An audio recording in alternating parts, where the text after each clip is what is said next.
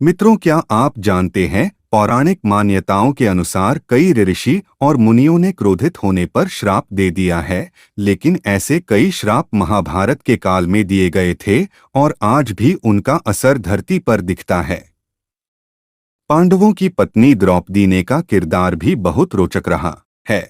द्रौपदी को पंचाल राज्य के नाम के आधार पर पांचाली भी कहा जाता है। द्रौपदी ने स्वयंवर रचाया था और उसकी शादी पांडवों के साथ हुई। इसके पीछे एक महत्वपूर्ण कथा है। लेकिन शादी के बाद उनकी अनेकों शर्तों का पालन पांडवों को करना पड़ा। आज तक आप सभी ने कई कथाएं और कहानियां सुनी होंगी जो हिंदू धर्म के ग्रंथों से जुड़ी हैं, लेकिन क्या आपने महाभारत की यह कहानी सुनी है जो आज हम आपको बताने जा रहे हैं? जी, दरअसल आप सभी ने देखा होगा, कुत्ते वह जानवर है जो हमेशा खुले में सहवास करते हैं। लेकिन आपने सोचा है आखिर ऐसा क्यों? जी, दरअसल द्रौपदी के श्राप के चलते ऐसा होता है और आज हम आपको बताने जा रहे हैं वह कहानी। पौराणिक कहानी शुरू होती है द्रौपदी के विवाह से। अर्जुन द्रौपदी से विवाह कर उन्हें अपने घर लाए तो मां कुंती ने अनजाने में यह कह दिया था कि जो भी वो लाया है उसे सभी भाई बराबर में बांटकर उसका उपयोग करेंगे, और इसी वजह से पांचों भाइयों को द्रौपदी से विवाह करना पड़ा था। कहा जाता है द्रौपदी ने भगवान शिव की पूजा करके उनसे वरदान मांगा था कि उन्हें बल, बुद्धि, कौशल, शौर्य और नैतिकता में परिपूर्ण वर प्राप्त हो। हालांकि द्वापर युग में ऐसा संभव नहीं हो सका। हर व्यक्ति में कुछ न कुछ कमी होती थी और इसी वजह से द्रौपदी को ये सारे गुण उनके अलग अलग पतियों में मिले और इसी कारण उन्हें 5 पांडवों से शादी करनी पड़ी थी।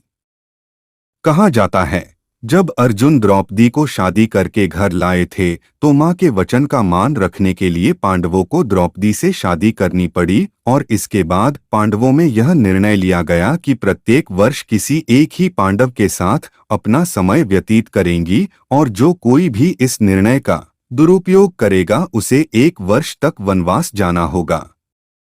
ऐसे में जब भी द्रौपदी किसी पांडव के साथ अकेले में समय व्यतीत कर रही होती तो दूसरे पांडव को उस कक्ष में आना वर्जित होता था।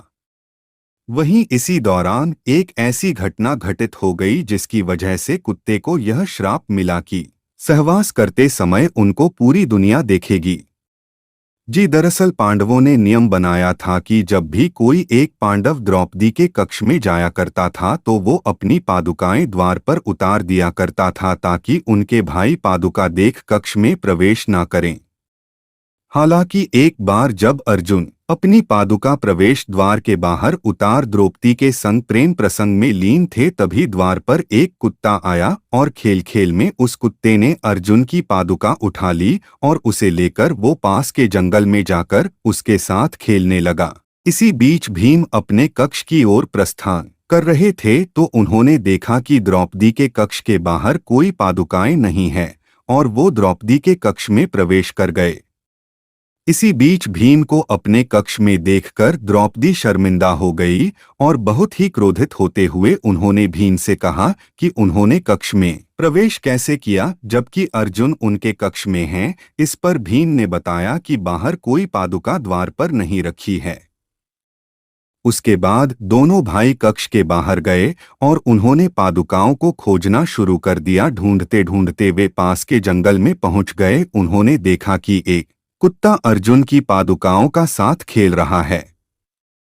ऐसे में द्रौपदी इस बात से बहुत ही लज्जित महसूस कर रही थी और उतनी ही क्रोधित भी थी। ऐसे में उन्होंने क्रोध में आकर कुत्तों को यह श्राप दे दिया कि जैसे आज मुझे भीम ने सहवास करते देखा है उसी तरह तुम्हें सारी दुनिया सहवास करते देखेगी। बस यही श्राप के चलते कुत्ते खुले में सहवास करते हैं। तो मित्रों, हमारा वीडियो कैसा लगा? अच्छा लगा हो तो कमेंट करके ज़रूर बताएं और नए हो तो चैनल को सब्सक्राइब करना।